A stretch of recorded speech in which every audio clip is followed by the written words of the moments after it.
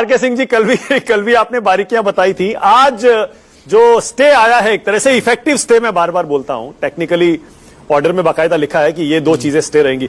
आप कैसे देख रहे हैं? अब आरके सिंह जी बोलिए। देखिए मानक जी, आप इसको आप स्टे कह लें या कुछ कह लें, लेकिन मेरा थोड़ा मुख्तलिफ तौर पे मेरा कुछ अलग मानना है। आप दो तीन बातों को समझना पड़ेगा। पॉलिटिक्स में बार बार कहा जाता है a week in politics is too long, and मैं आज कह रहा हूं a night in court's life is in fact too long। तो कल से आज के बीच में, हेलो, हमारी आवाज आ रही है? बोलिए। कल से आज के बीच में आप देखिए कैसे 360 डिग्री चीजें बदल गई।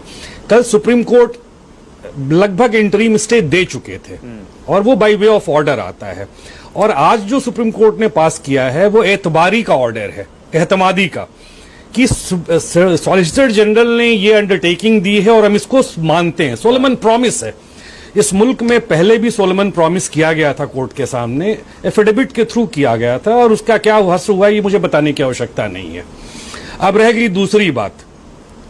कभी कभी हमारे पेशे में वकील मित्र भी बैठे हुए हैं, ये इस बात से इत्तेफाक रखेंगे कि in our profession seeking adjustment is also a good argument. तो आज सॉलिसिटर जनरल ने लगभग वही काम किया, सबसे बेहतर आर्गूमेंट किया, और बहुत तफसील से, बस एक ही बात 15 मिनट के अंदर पूरी कार्रवाई खत्म हो गई। कल सॉलिसिटर जनरल ने एक दिन का वक्त मांगा था कि विस्तार से चीजों को वो बताएंगे, और आज जब कोर्ट कन्वीन हुआ तो वो 15 मिनट में 8 मिनट तक बस एक ही बात करते रहे कि मुझे 7 दिन का और टाइम दिया जाए। My Lord's, give me 7 days time. So it means either two of the two things, he wanted to save the day and fight the battle to another day, or he was not prepared at all, or both. I cannot say because matter is still sub judice. So far as interim stay is concerned, मानक जी, supreme court ने बोला है, कल भी मेरे ख्याल से कल भी मैं यही बात कह रहा था कि इस टाइप के मुकदमों में दोनों पक्षों को सुनने के बाद ही इंटरिम स्टे देना चाहिए। ये एक स्टैचू की बात है।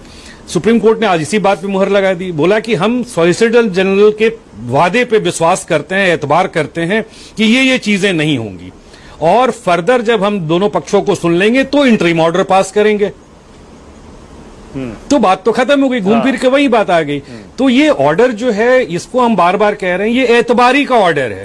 बस एतबार करने की बात है। अगर आप एतबार कर लिए तो बल्ले बल्ले, नहीं किए तो फिर आपकी मुश्किल है। जी, सुप्रिया कुछ कहना चाह रही है? सुप्रिया, 10 seconds क्विकली, छोटा सा, बहुत कम टाइम है। आप नहीं, मैं तो सिर्फ ये कहना चाह रही हूं, यहां पर एक रेफर किया गया कि आईएएस की कोई धर्म या जाति नहीं होती और वो तो अपना काम करते हैं। हमने तो देखा है हाथरस में कैसे जाके आईएएस साहब, डीएम साहब धमका रहे थे घर वालों को। हमने कितनी बार देखा है कि आईएएस बेचारे जो है वो दरबार में लगे रहते हैं बाबा के यूपी में। तो यहाँ पे मत बताइए कि ऑफिसर्स कितने अब अबव बोर्ड है, कौन कितना पोलिटिसाइज हो चुका है, किस लेवल तक, वो सारा देश जानता है। So let's not try and paint a rosy picture when none exist. 10 seconds।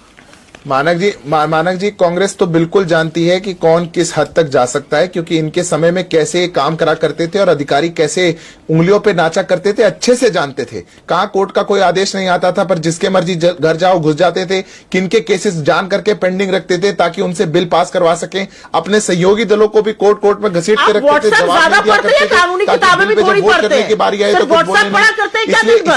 इसलिए ज्यादा मत समझाइए दीदी, आप ज्यादा मत समझाइए। आपके बीच में टाइम खत्म। बहुत बहुत धन्यवाद।